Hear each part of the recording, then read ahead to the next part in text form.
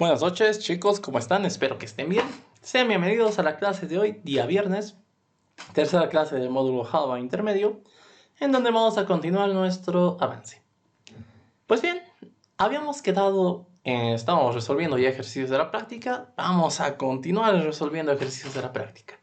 Pero como les dije, ahora tenemos que hacerlo juntos. A medida que vayamos analizando y demás, tengan activos sus micrófonos, por favor, porque les voy a ir preguntando en todo momento cosas. ¿Listo? Entonces, continuemos con nuestro avance. Esto es el anterior. Tarán, ya. Nosotros teníamos, ¿dónde está? El recursividad, aquí está. Listo. Y aquí estaba nuestra práctica. Listo. Habíamos hecho hasta el ejercicio 3. Vayamos a nuestro siguiente ejercicio, que es el ejercicio 4. Aquí estaba. ¿Dónde está? Tarán, el número, ya. Ejercicio número 4. Nos dice lo siguiente. Un número en notación binaria puedes... Danilo, perdón, la pantalla. Sí. Gracias. A veces se me va. buenas noches, Danilo, perdón. No, relax. Está bien, siempre avisen. A veces... Lo bueno es que como cuando se graba la pantalla, pero eso está bien. Gracias por hacerme por avisar. Ahora sí se ve, ¿no? Sí se ve. Ya, listo. Ahora sí, ejercicio número 4. Un número de notación binaria puede ser un número malvado o un número odioso. Esto dependerá de cuántos unos haya en su composición. Aquellos números que tienen una cantidad par de unos son números malvados. Por otra parte, los números que tienen una cantidad impar de unos son números odiosos. Dado un número n en notación binaria, indicar si es un número malvado o un número odioso. Entonces tenemos que hacer lo siguiente, ¿no? Este ejercicio, pero particularmente, ahora nos va a mostrar algo nuevo, ¿ya? Este tipo de ejercicios, vamos a ver que a diferencia de los anteriores dos, no vamos a poder resolverlo con un solo método. Vamos a tener que fragmentarlo en dos. Y normalmente eso se hace mediante una sobrecarga, y a eso se le llama recursividad indirecta, ¿ya? Antes de entrar a este tipo de ejercicios, ya que el primero que quiero ver de este tipo son los números primos, vamos a continuar con ejercicios de esta naturaleza, ¿ya? Donde podamos resolverlo con un solo método. Por ahora lo dejamos en statu quo el ejercicio 4. Ejercicio 5. Este es más amigable. ¿Qué nos dice? La multiplicación es una de las operaciones aritméticas más conocidas y estamos acostumbrados a calcularla de manera directa. Sin embargo, hoy recordaremos cuál es la idea de la multiplicación, explicada de manera clásica.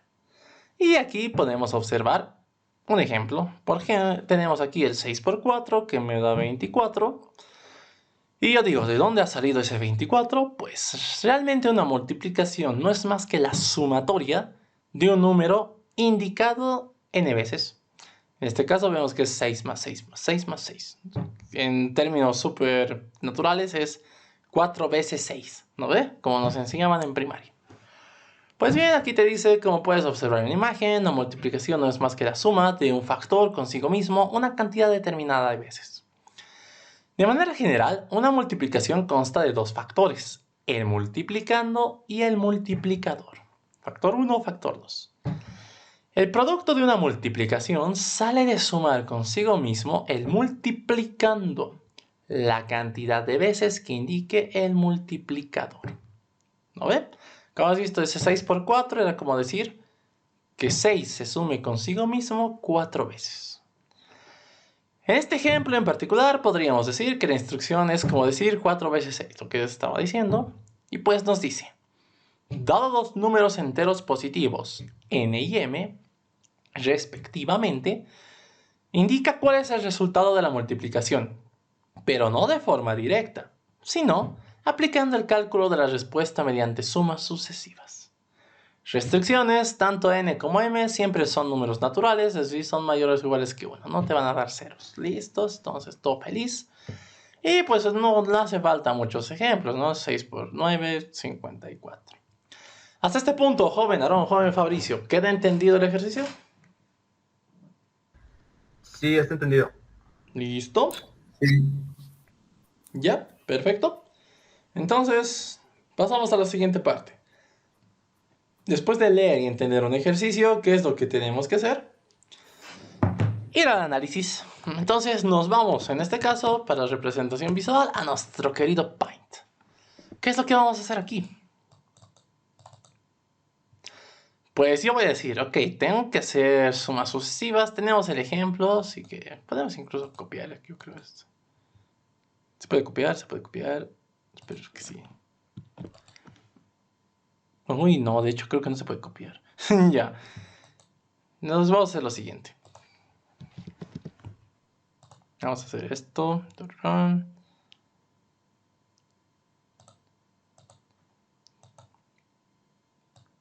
Ahora sí, ¿cómo que no se puede? Vamos a poner esto a nuestro Paint. Listo, ahora sí. Tenemos entonces esto que queríamos, ¿no ven? ¿Ya lo hemos entendido? Sí. ¿Sabemos cómo funciona? Sí. Pero ahora vayamos haciéndolo un poquito más formal, en términos de algoritmo, ¿no ven? ¿Qué es lo que nosotros vamos a tener? Tenemos dos factores, el factor n, que es el número, el factor m, que es el multiplicando, ¿no ven? Entonces, ¿qué es lo que yo tengo que hacer? Pues si se dan cuenta, esto es como un ciclo. ¿Por qué? Tengo que sumar al número n m veces. A ver, me indica, esto acuérdense que te indica la cantidad de veces que tiene que sumarse consigo mismo un número. Entonces, ¿esto cómo partiría? Yo creo que en algún momento nosotros tenemos una respuesta, un acumulador, que parte en cero, que es donde vas a ir guardando tu respuesta. ¿No ve? Entonces, ¿cómo empiezas a hacer esto? ¿Cómo automatizas este ciclo? Pues tú dirías, ¿no? Ya que el factor m, que es el multiplicador, me indica cuántas veces tiene que sumarse consigo mismo el factor n, que es el multiplicando. Entonces, ¿qué es lo que yo hago dentro del ciclo? Dentro del ciclo lo único que tú haces es agregar un número, un 6, un 6, un 6, un 6. ¿Cuántas veces? La cantidad de veces que te indique n. Por tanto, es en base a n que vas a hacer esto, ¿no ve? De hecho, ya que conoces de cierta manera cuántas veces quieres hacerlo, te podrías usar un for, ¿no ve? Como quieres repetir algo varias veces, puedes tener un contador, una variable de control local, digamos, tu variable de control local que se llame, no sé, contador, que parte en 0. La condición sería mientras contador sea menor que m, porque m te indica cuántas veces quiero hacer esto, ¿no ve? Entonces tendríamos una condición similar a esta. ¿Qué es lo que hacemos dentro del ciclo? Lo único que hacemos dentro del ciclo es actualizar la respuesta. Decir que res va a ser igual a lo que ya tenga más el número n. Listo, nada más. Esto es de manera un poco pseudocódigo, llámenlo si quieren. ¿Cómo vamos a ir estructurando esto? Sabemos que es un ciclo y sabemos que dentro del ciclo lo único que hacemos es actualizar mi variable de respuesta. ¿Cuántas veces lo hacemos? La cantidad de veces que nos indique m. ¿No? El ejercicio es súper entendible. Llevémoslo a programación. Por ahora, como estamos aprendiendo y les dije, vamos a hacer siempre la resolución en forma natural, usando ciclos, y luego su traducción a recursiva. Entonces, inicia la magia. Tengo mi nueva clase, le vamos a llamar ejercicio 5. ¿Ok? Entramos aquí. Ya está. Como siempre, el código que se autogenera no nos interesa, lo vamos a borrar, todo bien. Ya está. Y ahora creo mi propio método. ¿Qué método vamos a crear? Es un método que es público, que me devuelve, me tiene que devolver un resultado, que va a ser de tipo entero, y se va a llamar multiplicar. Multiplicar. ¿Qué es lo que nosotros multiplicamos? Dos números, ¿no ve? El número n, el int n, y tenemos el factor m, que es el multiplicador. Listo, n y m. Ahora, habíamos dicho, ¿cómo vamos a resolver esto? Simple, tenemos mi variable local, que es mi respuesta, que parte en 0, listo, que es donde voy a ir guardando mis elementos. ¿Qué más tenemos aparte de esto? Tenemos lo siguiente, tenemos el ciclo. Habíamos dicho, ya que sabemos de dónde a dónde vamos a ir, vamos a utilizar un for. ¿Qué es lo que hacemos dentro de este for? Recuerden, variable de control local que te ayuda como contador, se va a llamar cont, que parte en 0. ¿Listo? ¿Cuál es la condición? ¿Cuántas veces voy a hacer esto? Mientras cont sea menor que m. ¿A qué me refiero con esto? Imagínense que te digo, quiero que hagas esto 3 veces. ¿Esto va a funcionar? Sí. ¿Por qué? La primera vez que lo hace, cont vale 0. La segunda vez vale 1. La tercera vez vale 2. Y ahí está. En total lo ha hecho 3 veces. ¿Por qué? Cuando llegue a 3, va a decir 3 es menor que 3, porque me has dicho que lo haga 3 veces. No, 3 no es menor que 3. Entonces, aquí se va a romper el ciclo. Y efectivamente, si se dan cuenta, has realizado la acción 3 veces. Esto a veces da lugar a confusión, ¿no? Porque dices, ¿por qué partes en 0 si estás contando cosas? Entonces, si esto les incomoda un poco, pueden hacerlo de la siguiente manera. Decir que tu contador parte en 1, ya que estamos hablando de contador natural, y la condición cambia. Va a ser mientras cont sea menor o igual que m. De esta manera es más natural, porque dices, la primera vez cont vale 1, la segunda vez vale 2, la tercera vez vale 3. Entonces, después de haber hecho 3 veces, si intento hacer una cuarta ya no puedo. ¿Por qué? 4 es menor o igual que 3, no. Entonces esto aquí se rompe. Y efectivamente habrías hecho esto 3 veces, ¿ya? Esto solamente como una aclaración. Como les digo, a veces ocurren... Hay conflicto en esto de que por qué parten 0, por qué parten 1 y es mejor dejar claro, ¿ya? Pues bien, mantengámoslo así. De cuánto en cuánto cambia, pues como es un contador de 1 en 1, no es solamente te ayuda a que tu ciclo se cumpla nada más. ¿Qué es lo que hago aquí adentro? Actualizo mis respuestas, res se vuelve igual a lo que ya haya en res más el número en cuestión, que en este caso es n. Listo, una vez hecho esto, retorno mi respuesta. Listo, la clase ha compilado, no hay errores de sintaxis. Nada más, hagamos la prueba.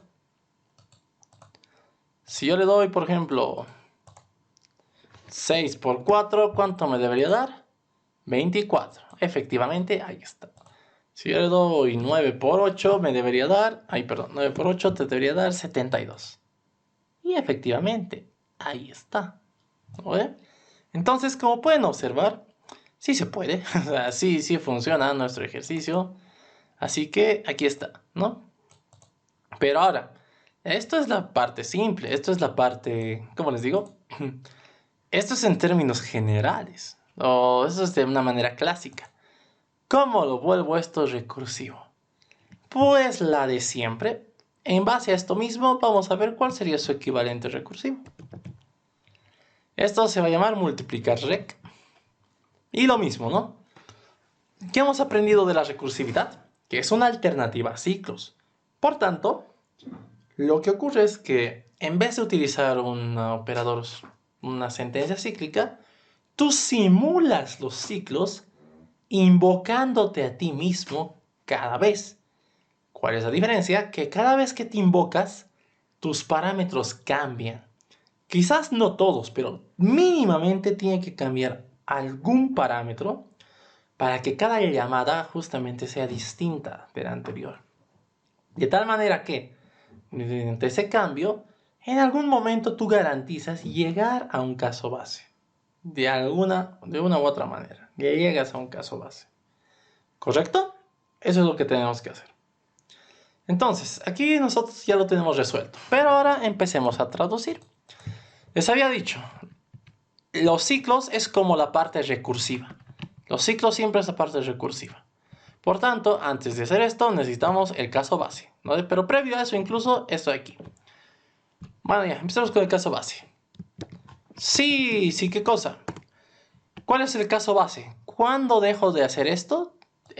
Para esto me ayuda justamente mi condición, ¿no?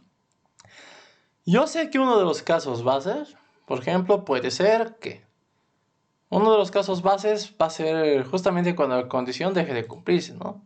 Pero aquí pasa algo interesante. Pónganse a pensar esto. Nosotros teníamos una variable que partía en 1. Y esta variable era la que a mí me ayudaba a saber cuántas veces iba a hacer algo. Porque partiendo en 1, yo le decía, intenta llegar a m. ¿No ve? Pero ahora, ¿cómo puedo generar esto en mi método recursivo? Sería algo complicado, ¿no? Porque si nace en 1, cada vez va a nacer en 1. No. Yo necesito que esto cambie. Entonces aquí vamos a tener que hacer una pequeña variante, ¿ya? Vamos a tener que basarnos estrictamente en m. ¿A qué me refiero? Yo sé que m es un número, es que te indica cuántas veces tienes que hacer esto, ¿no ve? Pero justamente nos vamos a ayudar de esto. Por ejemplo, imagínense que m fuera 5, ¿no ve? E imagínense que n fuera 2 o fuera 3. Aquí te está diciendo 5 veces sumar 3, ¿no? 5 veces 3. ¿Qué es lo que voy a hacer aquí? Cada vez que yo agregue un 3 a mi respuesta, esto se va a ir decrementando. Ahora es 4, ahora es 3, ahora es 2, ahora es 1, hasta llegar a 0. De tal manera que voy a consumir esta variable, de cierta manera, si quieren entenderlo así, ¿ya? ¿A qué me refiero? Que en vez de utilizarlo como si fuera un for, puedo cambiar esto como si fuera un while. Miren, o sea, solamente para entender, ya que estamos traduciendo, por ejemplo, aquí nos hemos dado cuenta que esto no vamos a poder controlar una variable. Podemos cambiar la solución, podemos hacer otra alternativa. ¿Qué sería con un ciclo while? Miren, imagínense que no utilice un for, imagínense que vamos a utilizar un while, ¿ya? Si yo utilizo un while, esto de aquí ya no existe, me desecho de la variable local, solamente tengo mi condición, ¿lo ve? Pero la condición ahora va a ser estrictamente m, mientras m sea mayor que 0. ¿Por qué? Mientras m sea mayor que 0, me indica que aún tengo que agregar algo a mi respuesta. Entonces yo agrego algo a mi respuesta y actualizo mi variable m. m, cada vez que agrego algo a mi respuesta, se decrementa. De tal manera que m en algún momento va a llegar a ser 0. Cuando llegue a ser 0, el ciclo se rompe. Antes de intentar hacer esto, miren, vamos a borrarlo para que vean que es su equivalente o que esto sigue funcionando. Hagamos la prueba. Vamos a tener un nuevo ejercicio, le damos OK, le damos OK. Por ejemplo, vamos a tener 3 por 5, lo que les decía. Me devuelve 15. Sigue funcionando.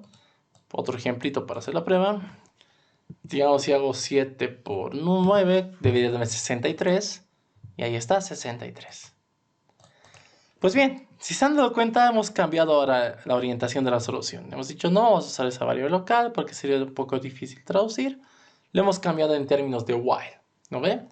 ¿Qué es lo que estamos haciendo aquí? Pues como n es el número en cuestión y m es quien me indica cuántas veces sumar n a la respuesta, yo digo, mientras aún me indique que tengo que agregar algo, yo lo voy a agregar.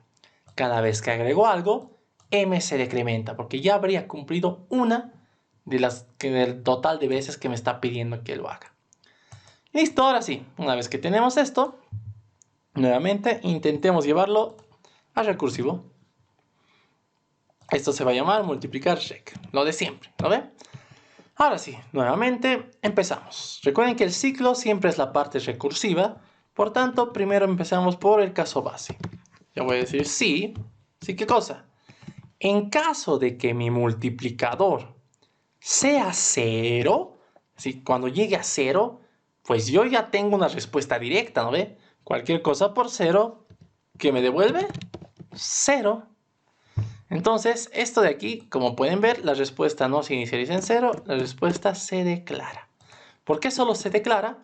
Porque va a ganar valor en el if o en el else, y eso lo vamos a ver. Este if, les dije, es nuestro caso base. ¿Cuál es nuestro caso base? El momento en el que m llega a 0, es decir, cuando el ciclo se rompe, quiere decir que automáticamente yo ya no tengo nada que aportar a mi respuesta, por tanto el valor neutro para una sumatoria es 0. Ahí está, toma el 0. Ahora, caso contrario, si m no fuera 0, estoy en un caso recursivo. Y como estoy en un caso recursivo, ¿qué es lo que tengo que hacer? Esto que esté dentro del while. Listo, esto de aquí los boto. Y ya está. Pero aquí ocurre algo.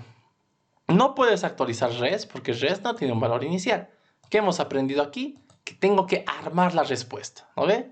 En este lugar es donde hago la invocación. Aquí yo digo que la respuesta va a ser igual a n, que es lo que estoy agregando en este momento, más, ¿qué cosa? Invoco a la función recursiva, que se llama multiplicar rec, ¿qué recibe por parámetro?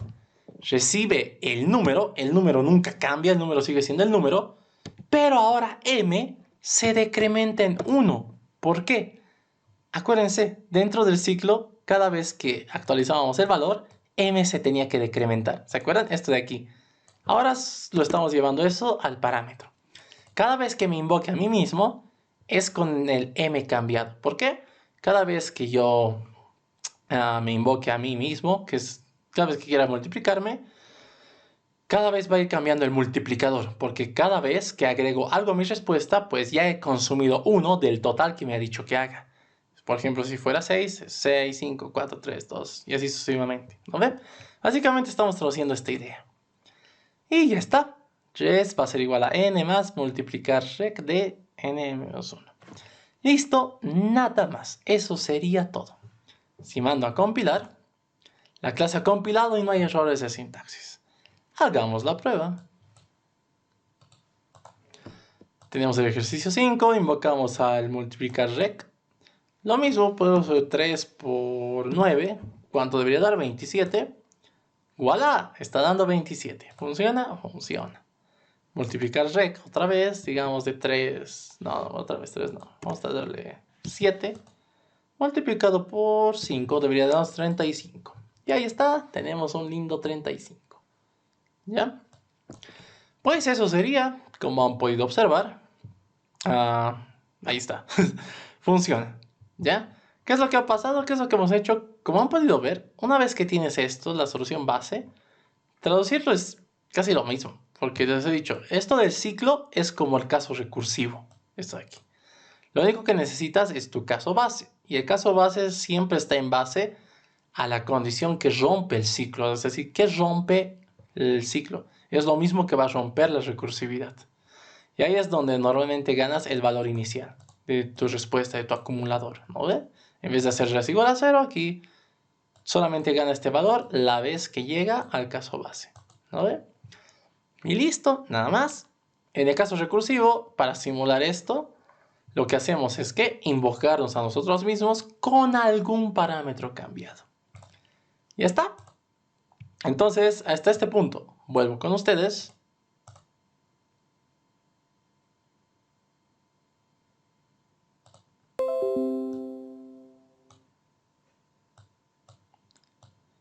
Joven Fabricio, joven Aarón, ¿qué les ha parecido? ¿Todo va bien? Sí, está todo bien, yo he entendido. ¿Ya? ¿Joven Aarón? Sí, solo tengo una duda. Dale, Es más dale. mejor hacerlo con while que hacerlo con un for, también se lo puede hacer esa recursividad, o es Sí, más complicado. se puede. Lo que pasa es que para haber traducido ese for, tendríamos que haber hecho recursividad indirecta. O sea, es eso que no hemos visto todavía. Eso vamos a aprender después. Eso de la recursividad indirecta es cuando antes de algo recursivo necesitas variables locales que tú mismo te creas antes de invocar algo recursivo. Cuando veamos eso, es decir, cuando ya veamos ejercicios tipo número primo, eso vamos a ver el lunes, o ese tipo de ejercicios, vamos a volver a este y vamos a ver cómo sería su traducción con un for, ¿ya? Pero ahorita como estamos aprendiendo, como estamos iniciando, con el while basta y sobra. ¿Listo? Sí, está bien. ¿Ya? Entonces, si todo va bien, prosigamos.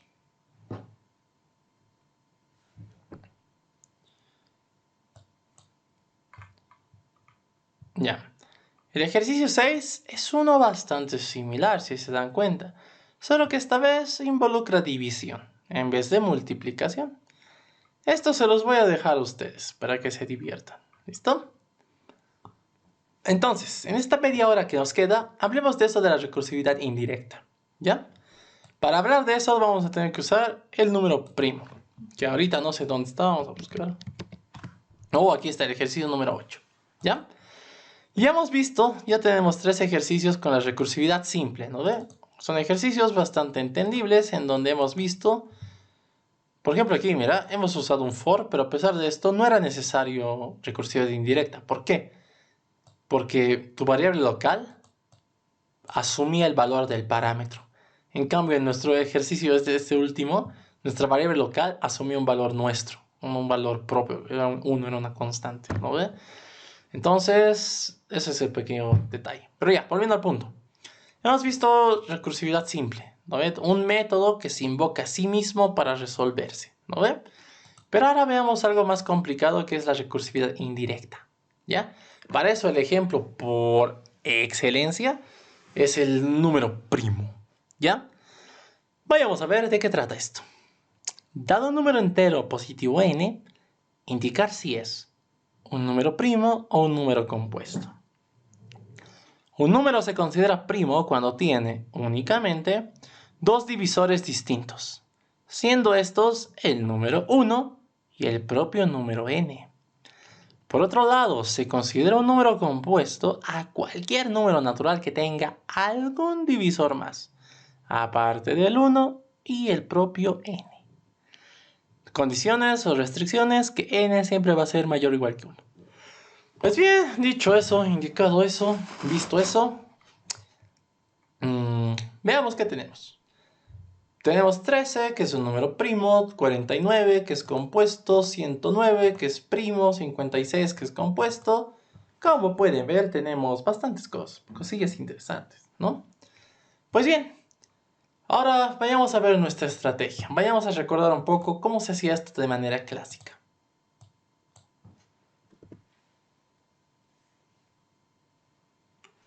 Ya. ¿Cómo hacíamos esto de manera clásica? Pues simple, nosotros tenemos algún número, digamos el 15. ¿Cuáles son los divisores de 15? ¿Cómo sé qué divisores tiene 15? Porque para saber si algo es primo o no, necesito saber sus divisores. Pues me baso en una regla bastante simple. Todo número que pueda dividirle, pues es su divisor. ¿Cómo sé que algo le divide a un número? Porque su residuo va a dar 0. ¿No ve? Por ejemplo, si yo intento dividir 15 entre 2, ¿qué ocurre? La parte entera es 7, pero tengo residuo de 1. Oh, pues en cambio, ¿qué pasa si 15 lo divido entre 3? Su parte entera es 5 y su residuo es 0. Por tanto, ¿qué puedo decir de esto? Que cuando el residuo es 0, cuando un número se divide con otro y el residuo es 0, este número es divisor de este. ¿Listo? Entonces, esa es la idea. Yo sé que un número tiene divisor cuando el módulo entre ese número te da como residuo justamente 0. Listo. Entonces, esta es la idea básica. Por otra parte, ¿a partir de qué número puede ser un divisor o no de un número? Por ejemplo, si yo tengo el 12, ¿cuál es el primer candidato a divisor que puedo tener? Normalmente se empieza desde el 1, porque 1 es el primer divisor de todo número natural. ¿No ve? No se parte desde el 0, recuerden que esto es indeterminado, ojo. Se parte desde 1. 1 es el primer candidato a divisor de un número natural. ¿Listo? Entonces, hago la prueba con 1, con 2, con 3, con 4 y así sucesivamente. ¿Hasta dónde? El máximo divisor de un número natural es el mismo. ¿No ve? Hasta aquí todo claro, todo entendible. Entonces, si se dan cuenta, yo necesito un candidato a divisor, que sé que parte en 1 y que puede llegar máximo a ser el mismo número. Entonces, como yo tengo esto, de alguna manera, como pueden observar, tengo control sobre cómo va a ir variando este elemento, cómo va a ir variando este factor. Esto ya les puede dar un poco de luces a qué ciclo vamos a usar, ¿no? Esto late a un for. Sé dónde nace, sé cómo varía y sé hasta dónde quiero que llegue. Esto suena a for por todos lados. Pero ahora empecemos a simplificar un poco el panorama. Les dije, 1 es el primer divisor de todo número natural. Por tanto, si es divisor de todos, ¿tiene sentido que pregunte si 1 es divisor de algún número? Pues no, porque si ya sé que es divisor de todos, ¿por qué preguntaría? ¿No ve? Por otra parte, todo número n puede dividirse consigo mismo. Por ejemplo, 13 se divide con 13, 1000 se divide con 1000, 49 se divide con 49, es decir, todo número n es su propio divisor, es divisor de sí mismo. Entonces, eso igual es una constante, eso es algo que siempre se va a cumplir, por tanto, tampoco tiene sentido inspeccionarlo. Es decir que nuestro rango de análisis se puede reducir. Yo puedo partir bajo la siguiente premisa.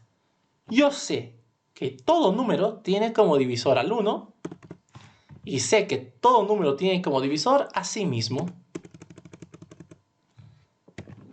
Por tanto, ¿cuál sería el nuevo rango? ¿Cuál sería tu máximo divisor? Pues llegaría a ser tu mitad. 5, 6. ¿Por qué? La mitad es siempre el máximo candidato, si, en términos generales, porque a partir de 7 hasta el 11, todos estos te van a dar 0, algo. Digo, todos estos te van a dar como resultado 1, algo. Todito, así de ley. Y eso pasa en cualquier número. Imagínate el número, el año 2020. Bueno, 2020, no, otro año. 2018. Bueno, 2000, para nadie. Su máximo candidato a divisor de 2000, ¿cuál creen que sea? Va a ser 1000. Porque de 1001 a 1999, toditos te van a dar como resultado 1, algo. 1, algo, 1, algo, 1, algo. Eso es de ley, de ley, de ley, de ley. ¿Ya? 1099, perdón. No 1999. Me he confundido. 1099. ¿Ya? Entonces, esta es una regla general. Para todo número, su máximo candidato a divisor siempre es la mitad. Como máximo es la mitad. Porque de la mitad hacia arriba, o sea, la mitad más 1 hacia arriba, todo te da 1, algo. Así que todo esto se descarta. Chao. ¿Ya? Por tanto, tenemos esto como rango de inspección. Estos van a ser mis candidatos a divisor. ¿Ya? Pero ahora les decía, estamos partiendo de una premisa. Nosotros sabemos que el número 1 y el número n ya son divisores. Son divisores. Por tanto, es como si nosotros estuviéramos diciendo, para nosotros todo número va a iniciar siendo un número primo. ¿Entienden la idea? Habíamos dicho que un número primo es aquel que tiene como divisor a la unidad y a sí mismo. Y efectivamente, ya que esos dos números dividen a cualquiera. Por tanto, todo número para nosotros, bajo nuestra premisa, va a partir siendo un número primo. ¿Ya? Entonces, eso tengan muy, muy, muy en cuenta. ¿Ya? ¿Listo? Entonces, eso como un pequeño dato general. Pues bien, entonces, ¿cuál va a ser nuestro propósito? Si ya para mí todos son primos, ¿cómo sé que va a dejar de ser primo? Dentro del rango de candidatos a divisor, mi propósito va a ser encontrar como mínimo un divisor. Basta que encuentre un número que le divida a n y yo digo hasta aquí llegué porque al encontrar un divisor fuera de 1 y fuera de n, yo puedo aseverar tú ya no eres primo. Porque ya no cumples la regla de solo tener dos divisores. Entonces, en este caso, por ejemplo, parto. 2 es divisor de 12. Sí, listo, esto es chao. 12 no es primo. Y ya está, así de simple y sencillo. Imagínense el 15. 15 tendría como máximo candidato a divisor, quizás, bueno, hasta el 6 también, técnicamente. No, tendría que ser el 7, su máximo candidato. 7 por 2 te da 14. La mitad de 15 es 7.5, su parte entera es 7. Entonces 7 debería ser su máximo candidato a divisor. Pero bien, ¿qué es lo que pasaría en el caso de 15? ¿2 es divisor de 15? No. Ok, vayamos al siguiente. ¿3 es divisor de 15? Sí. Listo, esto es chao. ¿No ve? Ahora, ¿qué pasaría con un número así que auténticamente sí es primo? Imagínense el buen 13. Uy, ¿qué es eso? Imagínense el buen 13. De la misma manera, su rango de candidatos es esto. Y yo digo, 2 le divide a 13. No, 2 no le divide a 13. Siguiente. 3 le divide a 13, tampoco, ¿ya? 4 le divide a 13, no. 5 le divide a 13, tampoco. 6 le divide a 13, menos. Te has quedado sin candidatos. No has podido encontrar otro divisor, aparte de los que tú ya tenías. Cuando ocurra esto, es decir, cuando tu candidato a divisor llegue a su máximo valor posible, o es decir, se pase, tú automáticamente puedes decir, entre todos mis candidatos no he podido encontrar ningún divisor, por tanto yo puedo aseverar, ¿qué cosa? Que este número efectivamente sí es primo. ¿Listo? Entonces esa va a ser la idea. Hasta este punto, ¿captan la idea? Joven Aarón, joven Fabricio. Sí. Sí, sí se entiende. Ya. Entonces llevemos esto a programación.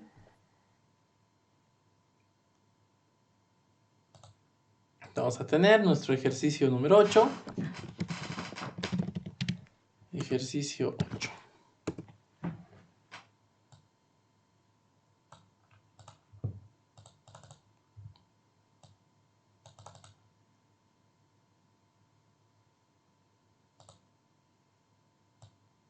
Ya. Como siempre, esto lo borramos. Y el código que se autogenera también. ¿Listo? ¿Qué vamos a hacer? Pues iniciamos. Tengo un método que es público. ¿Qué cosa? ¿Qué me va a devolver? Me tiene que decir si un número es o no es primo. Pero ahora me lo dice como un mensaje, sí, porque te dice es número compuesto, es un número primo. ¿Ya? Entonces voy a tener aquí que me devuelve un string, me devuelve un mensaje. El método se va a llamar es_primo. O verificar números sería, porque te dice primo compuesto, ¿no ves? Se va a llamar verificar número. Listo, vamos a verificar número. Entonces, ¿qué es lo que vamos a hacer aquí? Necesitamos un número justamente para verificar. Ya está. Y empieza la magia. ¿Qué es lo que vamos a hacer? Pues lo que hemos visto en nuestro querido Paint. ¿Ya? Necesitamos una respuesta. Sí, necesitamos una respuesta, efectivamente. Pero esta respuesta lo vamos a dejar así. Lo vamos a dejar declarada. Aún no sé cuál es mi respuesta.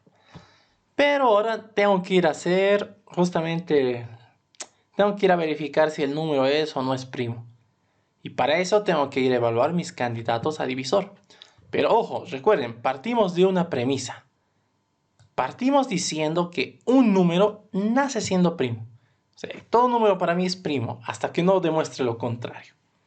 Entonces, para demostrar lo contrario, como yo digo, es o no es, eso es un valor bivalente. Es decir, depende de un true o de un false. Por tanto, ¿qué creen que vamos a usar aquí? Vamos a tener un booleano. Vamos a tener un booleano que se va a llamar... Bueno, sería más correcto que el booleano sea la respuesta, porque el otro va a ser un mensaje. ¿Ya? O ver, no sé, ¿qué otro nombre se les podría ocurrir para el booleano que nos va a ayudar a definir si es o no es? Ya, el booleano se va a llamar es_primo. Y esto parte en true. Sí, se entiende bastante, ¿no ve? Tenemos un booleano que se llama es_primo y su valor ahorita es true. ¿Por qué? Porque efectivamente es primo, ¿no ve? Nuestra hipótesis es que todo número nace siendo primo. Listo, ¿cuál es el propósito ahora del ciclo? Yo, dentro de los candidatos, voy a ir a buscar alguno que haga que esto se niegue. Entonces voy a armar mi ciclo. Tengo un ciclo for, variable local de tipo entero, que es mi candidato a divisor, que parte en 2, mientras mi divisor sea menor o igual, ¿a quién? A la mitad, que he dicho que es mi máximo candidato, es decir, el número entre 2. Mi divisor se incrementa de 1 en 1. Listo, ya está. ¿A qué nos ayuda el for? A controlar el comportamiento de mi divisor, de mi candidato a divisor. Listo. Entonces, ¿qué es lo que yo tengo que hacer aquí? Simple, tienes que hacer lo siguiente. Tú dices, tengo un divisor, tengo el número. Pregunto, sí, ¿qué cosa? Si el divisor, si el número dividido entre el divisor te da como residuo 0, es decir, si el número módulo div te da como respuesta un 0, ¿qué es lo que ocurre? Quiere decir que este div efectivamente ha podido dividirle al número. Por tanto, cuando encuentres un divisor, tu variable es primo pasa a ser false. Es decir, se rompe. Tu hipótesis acaba de fallar. Listo, nada más. ¿Qué pasa si te dice, oye, no, te cuento que este candidato divisor no los divide? No haces nada, dices, qué bien, y vamos al siguiente. Por tanto, aquí no hay un else, ¿no ve? Entonces, hasta aquí todo claro. Y nada más, terminando el ciclo, ahora tenemos que preguntar. Según el valor del booleano, yo voy a decir si el número es primo o si el número es compuesto. Entonces necesito otra pregunta extra. Necesito un if. ¿Sí qué cosa? Si mi booleano es primo, se ha quedado en true, quiere decir que la respuesta debería ser es primo. Caso contrario, si el valor es primo hubiera cambiado a false, quiere decir que la respuesta sería que es compuesto. Listo, ya está. Pase lo que pase, ¿qué cosa retornamos? Retornamos res. Eso sería todo. Mando a compilar. La clase ha compilado y no hay errores de sintaxis. Ya está. Eso sería todo. Ahora esto puede mejorarse un poco, ¿no? Porque basta que encuentres 1, el ciclo debería romperse. Ya no tiene sentido seguir con lo demás. Entonces aquí puedes adjuntar una condición. Puedes decir y tu variable es primo, siga siendo true. Ya está. Aquí solo estás agregando una condición. Tú dices, yo ejecuto el ciclo mientras tenga candidato a divisor y a la vez mi variable es primo siga marcándose en true. ¿Por qué? Si se cambia a falso, imagínate, ¿no? En el 12, tu primer candidato ya te marca falso, porque 2 divide a 12. Entonces, la siguiente vez esto se incrementa, pasa a 3, tu candidato aún es válido, porque es menor que la mitad. Pero ya no tiene sentido seguir buscando divisores, ya que ya se ha encontrado uno. Esta variable es primo, ha cambiado a false. Por tanto, al no cumplirse esta condición, el ciclo se va a romper. Solo es una pequeña mejora, ¿bien? Pues bien, esto sería nuestro método. Compilamos, ha compilado todo normalx. Hagamos la prueba. Ejecutamos, le damos OK. Tararán, empezamos. Por ejemplo, le damos 5. 5 es primo, efectivamente es primo. Si le damos 13, que también es primo, ahí está, es primo. Si le damos, no sé, 26, esto ya no es primo, es compuesto, efectivamente. Si le damos 49, ¿esto qué cosa es? Es compuesto. ¿Por qué 7 es un divisor de 49? Ya está bien. Y ya está. Como pueden ver, nuestro ejercicio funciona. Pero aquí tal vez no funcione para algo. ¿Qué pasa con el 1? Bueno, ¿qué pasa con el 2? ¿2 es primo? Sí, 2 es primo. Es 1 y 2. Sí, efectivamente es primo. Pero ¿qué pasa con el 1? 1 debería ser no primo. Y aquí te dice que sí. ¿Por qué 1 no es primo? Porque 1 solo tiene un divisor, que es el mismo. No tiene 2. Entonces este es un casito especial, ¿no? Que tendrías que controlar con un if. Aquí podrías decir... Aquí sí.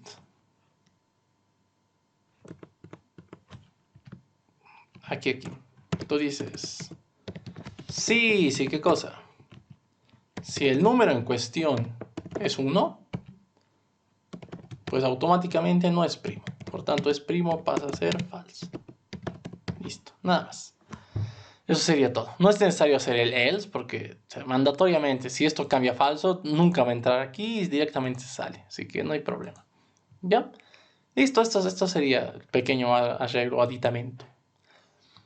Pues bien, aquí está resuelto, pero está resuelto en términos normales, ¿no ve? Esto hay que llevarlo a términos recursivos. Y es lo que vamos a hacer a continuación. Pero ahora ya no vamos a hacer ningún copy-paste. Ahora, para traducir este tipo de ejercicios, tenemos que analizar y escribir. Analizar y escribir.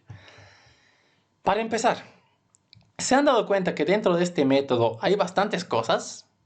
Miren, esto de aquí es el que me ayuda a determinar si es o no es primo. Esto de aquí es el que me ayuda a preguntar qué cosa voy a mostrar, o sea, qué cosa voy a devolver, qué mensaje voy a devolver. ¿No ve? Y esto es un caso especial. Entonces hay bastantes cosas, ¿no? Y normalmente va a ocurrir esto. Basta que en algún método haya más de una tarea, entonces esto sabes que automáticamente va a tener que dividirse. ¿A qué me refiero? Vamos a tener lo siguiente. Vamos a tener un método que es público, que devuelve un número entero, que se va a llamar verificar número. Pero esto es de manera recursiva. Listo. Verificamos el número de manera recursiva. ¿Qué número? Algún número. Un int. ¿Listo? ¿Qué es lo que hacemos aquí? Pues para hacer esto recursivo, hemos visto que aquí está el proceso recursivo, ¿no ve? Acuérdense, el ciclo es donde es equivalente al proceso recursivo. ¿Qué es lo que ocurre aquí? Pero necesitamos esto de aquí, que es un candidato a divisor. Y este dato no me lo dan por parámetro. Este dato yo me lo he tenido que generar. ¿No ve? Entonces, yo sé que cada vez en el ciclo lo que ocurre es que el divisor va cambiando de valor. ¿No ve? Parte en 2 y luego va cambiando a 3, a 4, a 5, hasta donde ustedes quieran. ¿No ve? Pero ese es el problema. ¿De dónde nace esto? Yo me lo he creado. Esto no me lo dan por parámetro. Pero es necesario para el proceso recursivo. Es decir, esto es el parámetro que cambia en cada llamada. Pero si no me lo dan como parámetro, ¿qué hago? Aquí es donde actúa la recursividad indirecta. Cuando te veas en algún caso donde necesitas datos extra, entonces haces lo siguiente. Yo sé que tengo que verificar si un número es primo o no, de manera recursiva. Listo. Entonces yo voy a hacer lo siguiente. Yo voy a decir que para hacer esto necesito lo siguiente. Necesito un candidato a divisor. Voy a tener una variable entera que va a ser mi divisor, que parte en 2. Listo. Ahora sí. ¿Qué más necesito? Necesito esta respuesta. Necesito este booleano. Necesito saber si el número es o no es primo. ¿Ya? Pero para esto me va a ayudar una subfunción. Es decir, esto de aquí lo voy a independizar. ¿Miren? Ya voy a decir, voy a tener un booleano que se va a llamar es primo. O va a ser mi booleano respuesta directamente, podría ser. O mi booleano ya, dejémoslo con es primo para que se entienda. Voy a tener mi booleano es primo, pero esto va a salir ¿de dónde? Yo sé que algo me indica que es o no es primo utilizando este método, utilizando este pequeño fragmento. Por tanto, esto se va a volver un método independiente. Es decir, voy a tener un método recursivo que solo me haga esta tareita. Ya no va a ser todo recursivo, no, solo esta tareita. ¿Ya? Porque es lo que tiene sentido que sea recursivo, ¿no ve? Entonces, la respuesta para este booleano va a ser de invocar al método. Aquí ya pueden darle otro nombre si gustan, o pueden mantener el mismo nombre y sobrecargarlo. Esto ya depende de ustedes. Yo en este caso lo voy a llamar, por ejemplo,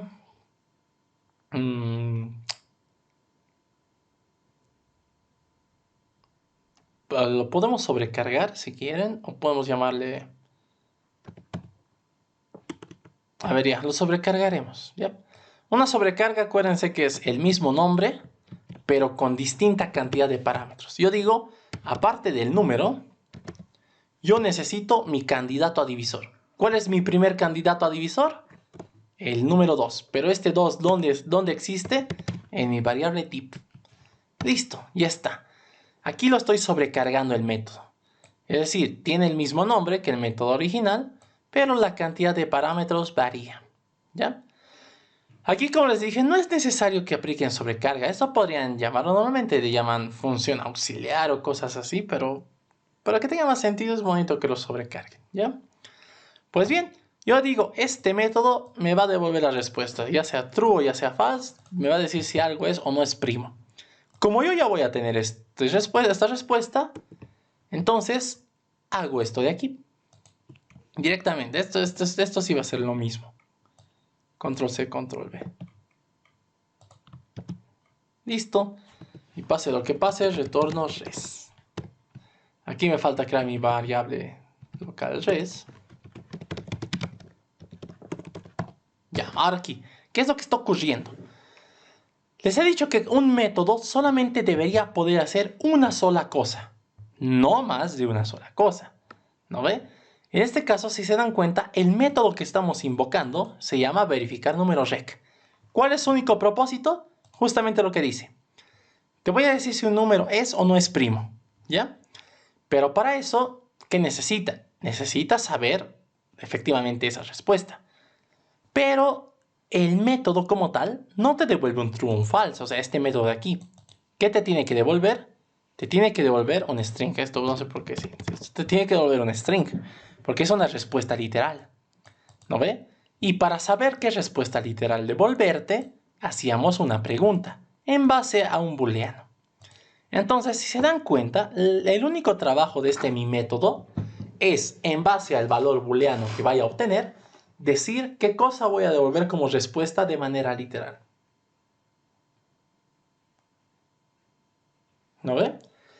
Aquí, si se han dado cuenta, hemos dividido el trabajo. Aquí era todo en una juntucha, ¿no ve? Aquí era proceso iterativo y luego preguntas, ¿no ve? O sea, aquí verificábamos lógicamente si era o no era primo. Pero aquí ya, para formar una respuesta, preguntábamos qué cosa vamos a devolver de manera literal. Pero ahora aquí está dividido. Mire, este método solo se encarga de la pregunta literal. ¿Por qué? Porque asume que invocando este método va a tener la respuesta lógica. Esto todavía no existe, pero tú dices va a existir. Porque esto no es un trabajo mío. Alguien más lo va a hacer, yo no. Yo quiero el resultado ya. ¿Por qué? En base a ese resultado, yo decido qué cosa voy a devolver de manera literal. Entonces, si se han dado cuenta, en este tipo de casos es donde se aplica recursividad indirecta. Es cuando tenemos un método normal. Si se dan cuenta, este método es normal, este método no es recursivo. Pero, dentro de sus instrucciones, utiliza en algún momento, o le llama, invoca algún método recursivo. Es por eso que se le llama recursividad indirecta. ¿Listo? Pero ahora, para que esto funcione, termine de realmente funcionar, esto tiene que existir. Ahora entonces nos concentramos solamente en este método. Este método va a ser privado, ya que solo yo lo utilizo. Este método es un booleano. Un cachito, por favor.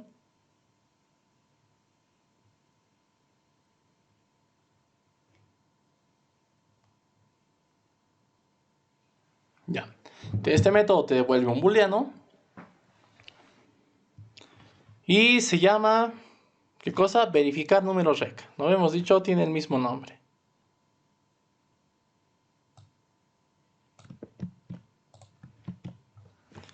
Pero la diferencia es que esta vez ya no recibo solamente el numerito en cuestión. Ahora he creado mi propia variable para usarla como un parámetro. Tengo número y tengo div. Entonces, por parámetro, ¿qué cosa recibo? Un entero, que es un número. Y recibo otro entero, que es un div. Listo, ya está. Este método en concreto solamente va a replicar lo que hacía este de aquí. ¿Ya? Y literal, esto de aquí me va a servir. Me lo voy a copiar. ¿Ya? Pero, ¿de qué manera lo vamos a simular? Tenemos que volverlo recursivo. ¿Vale? Para empezar, ¿tenemos un caso base? Sí, tenemos un caso base. De hecho, tenemos más de un caso base, ¿no? Tenemos uno que es cuando el número es 1, así directamente. Tenemos otro que es cuando el ciclo se rompe. Cuando el ciclo se rompía, ¿se acuerdan cuando se rompía el ciclo? El ciclo se podía romper de dos maneras. Cuando ya encontrabas algún divisor o cuando ya te quedabas sin candidatos. ¿No ve? Entonces tenemos dos casos base. ¿Ya? Podemos controlar ambos. Podemos controlar los que ustedes quieran. Entonces empezamos. ¿Ya? Yo digo, sí, ¿qué cosa? Si el número es estrictamente 1, pues mi respuesta automáticamente es falso. Pero este número no es primo, porque hemos visto que el 1 es caso especial. ¿No ve? Un cachito, denme por favor, chicos, un cachito, aguántenme ya. ¿Qué tal? Perdón. Ah, sí, lo terminaremos. Les decía, tenemos varios casos base, ¿no ve? Cuando el número es 1, yo sé que de ley no es primo, es un caso que habíamos controlado incluso aquí, ¿no ve? De manera especial. ¿Cuál es otro caso base? Estas dos condiciones me ayudan. Otro caso base va a ser cuando ya no tengas candidatos a divisor. ¿Qué es lo que pasa? Cuando te quedas sin candidatos, pues de ley, tú dices, al no poder encontrar ningún otro número primo, digo ningún divisor, puedo asegurar con toda certeza que eres primo. Por tanto, va a ser true. ¿No ve? Por otra parte, cuando al hacer la prueba un divisor encuentre que sí es efectivamente un divisor, mi respuesta automáticamente es falso. Entonces vamos a plasmar todo eso aquí adentro. ¿Cuál es el caso recursivo? Mientras el divisor aún sea menor que el número, pues aún es válido, por tanto tengo que seguirme invocando, ¿no ve? Pero a ver, hagámoslo escalonadamente. Como siempre vamos a tener una sola respuesta. Esta respuesta es de tipo booleana, se llama res, y se declara. Listo, empiezo. Si el número es 1, la respuesta es falso. ¿Por qué? El número 1 automáticamente es un no primo y no es parte del proceso. En caso contrario, ¿qué más tendría que preguntar? Sí, ¿qué cosa? ¿Qué pasa cuando el divisor llega a ser mayor? O bueno, ¿qué pasa cuando el divisor sobrepasa la mitad del número, que es su límite? Es decir, ¿qué pasa cuando el número es mayor que la mitad del número? En este caso, cuando el divisor llega a ser mayor que la mitad del número, quiere decir que te has quedado sin candidatos, porque ya te has pasado de la mitad. Al haberte pasado, tú dices, en todo el proceso no he podido encontrar ningún divisor, por tanto yo puedo asegurar que al no haber encontrado nada, efectivamente soy un número primo. Por tanto, en este caso, tu respuesta sería true. Eres un número primo. Caso contrario, ¿qué otro caso más tenemos? Pues nada. Si el divisor no es mayor que la mitad, quiere decir que es menor o igual, por tanto, aún está dentro del rango de candidatos, y aquí estaría el proceso recursivo. ¿Qué hago dentro del proceso recursivo? La verificación. Es decir, lo mismo que está aquí, lo voy a hacer aquí. Listo. Pregunto, ¿no? Si el número dividido entre el divisor fuera 0, automáticamente la respuesta sería false. ¿Por qué? Al haber encontrado un divisor, yo digo, tú ya no me sirves, tú ya no eres primo, ¿no ve? Listo. Si se han dado cuenta, estamos controlando cada caso excepcional, cada caso concreto donde yo sé de manera segura que tengo una respuesta concreta, ¿no ven? Ahora, ¿qué pasa si te dicen, no, te cuento que el número, al dividirse con div, no da 0, o sea, no es divisor? Entonces dices, bueno, este candidato no me sirve, vayamos al siguiente. Por tanto, sería else. Y aquí, ¿cómo paso al siguiente? Aquí es la llamada recursiva. Yo digo que la respuesta va a ser igual a ¿qué? A la invocación de este método. Aún no tengo una respuesta concreta, por tanto, la invoco. Y le cambio los parámetros. El número sigue siendo el número toda la vida, pero el divisor cambia. El divisor, cada vez que vuelvo a llamar para verificar, sabes que hago la prueba con el otro divisor. ¿Cuál es el otro divisor? El siguiente. Es decir, divisor más 1. Listo, nada más. Pase lo que pase, sabes que tienes que devolver una respuesta. Listo, nada más. Vamos a compilar. La clase ha compilado, no hay errores de sintaxis. Ahora, quiero que vean esto. Miren, ya lo hemos modularizado y ha quedado más entendible. ¿Por qué? Este método de aquí arriba es el que solamente en base a un valor booleano indica qué cosa va a mostrar o qué cosa va a devolver de manera literal. Sin embargo, esta variable obtiene el valor invocando un método recursivo. Este método recursivo es este que está aquí abajo. Es privado, no lo invocamos. Este solo nos sirve como ayuda. Por eso es recursividad indirecta. ¿De qué trataba este método? Pues te dice true o te dice false según el número sea o no sea primo, ¿no ve? ¿Cuáles son las condiciones? Pues hemos visto. Si el número es 1, de ley no es primo. Si el número o si tu candidato a divisor se pasa de la mitad, quiere decir que no ha encontrado nada durante todo su camino, por tanto, sí eres primo. Por otra parte, si el número al dividirse con un candidato te diera 0 como residuo, quiere decir que has encontrado divisor, por tanto el número no es primo. Y ya, si no es ninguno de esos casos excepcionales, pues estás en un caso recursivo, por tanto dices, como no tengo respuesta, vamos a verificar el siguiente candidato. Listo, nada más, eso sería todo. Hagamos la prueba. Verificar número rec, está bien, ¿no? Verificar número rec, ya.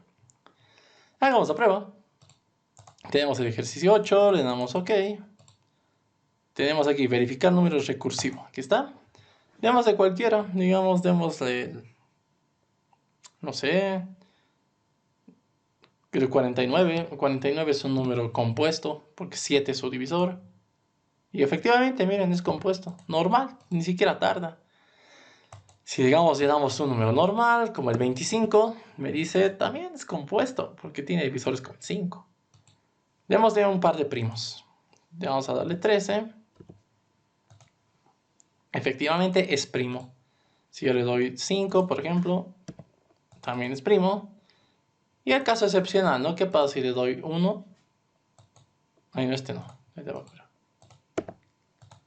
Es compuesto.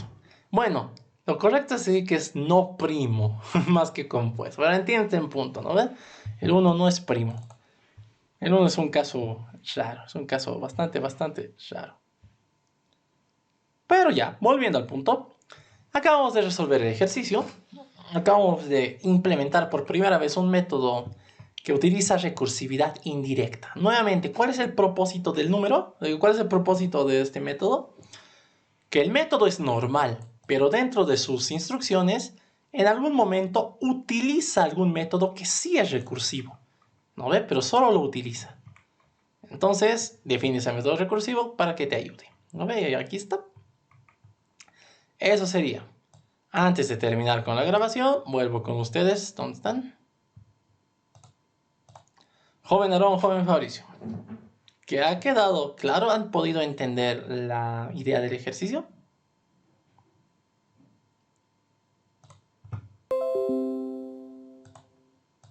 Joven Aarón, joven Fabricio.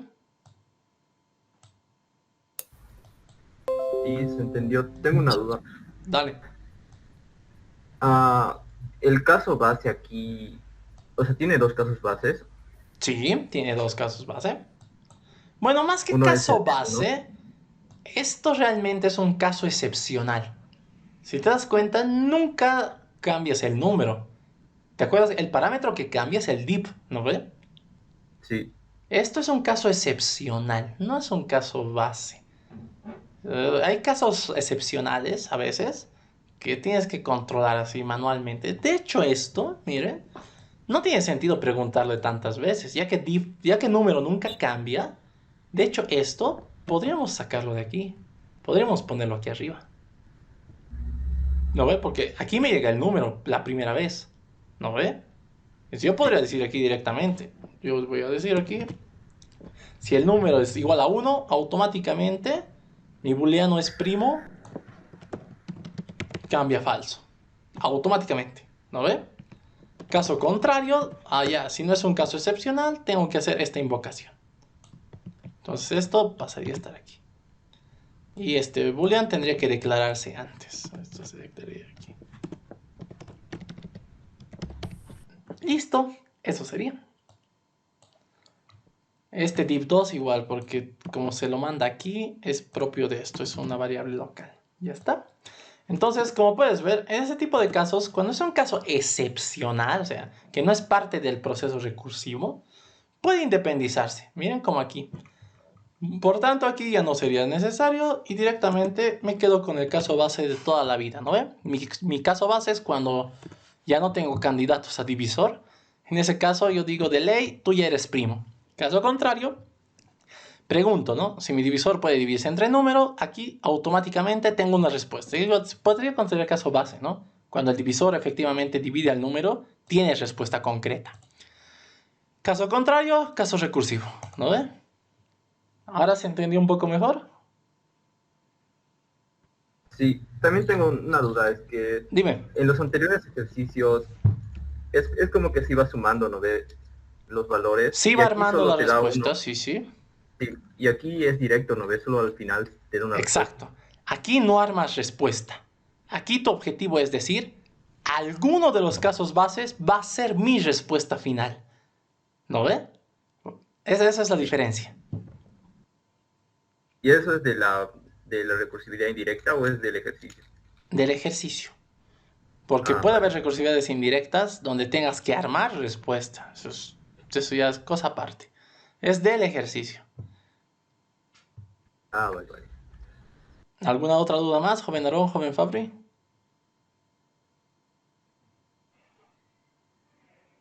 ¿Ninguna duda más, Fabricio, Aarón? En el IVA, ese 2 lo podemos colocar directo en ahí, es en el div. Sí, podrías poner directamente aquí el valor 2 y esto borrarlo. Se puede.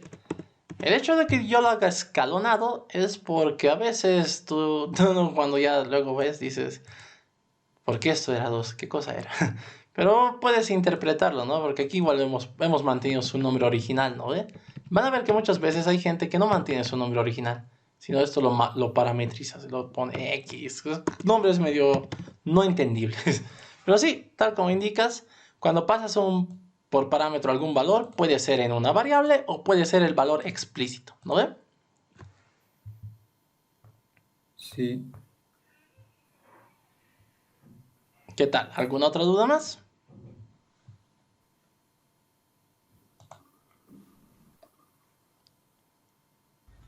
No está claro.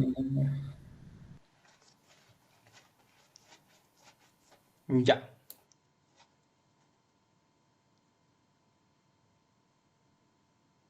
Ya. Entonces, eso sería nuestro ejercicio del día de hoy. A esto hay que arreglar esto, hay que arreglar esto, está aquí adentro. ¿Ya está?